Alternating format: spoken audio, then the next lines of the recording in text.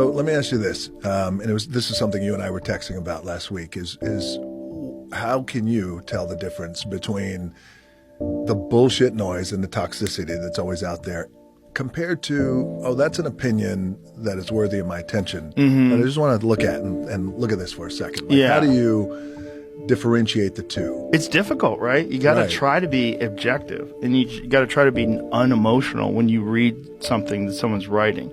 Like, say if someone's like Palestine and Israel is a great example. Yeah. Because the tension is so heightened, and anything you say on one side or the other, people will attack you on. Sure. And so this is one that's if you have an opinion, a political opinion, a cultural opinion about the conflict, and you post it, boy, you are opening yourself up to a world of people agreeing and disagreeing and chaos and fighting.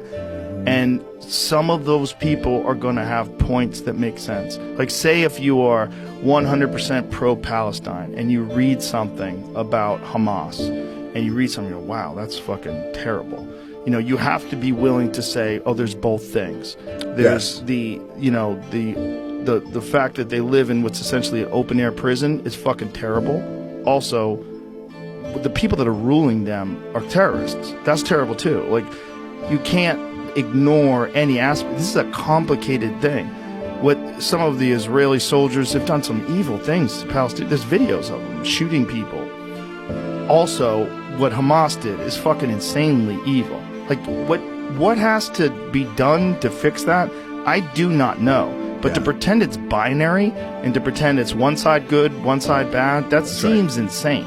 It's all bad. It's all bad. It's all fucking heartbreaking. Yeah. It's all devastating. And you're right. And what I've learned, I feel like we've all learned, or trying to learn at least, is because it is so complicated. And that is a part of the world, and historically, thousands of years, that I find complicated, and I try my best to understand. I also try to go at it with an open mind, because it is all fucking crazy. It's crazy. Yeah. It doesn't seem like there's a real solution either. And there's the things that you said. Yes, and I want to get to that in a second, because I was thinking about that today, is everything you said. Absolutely.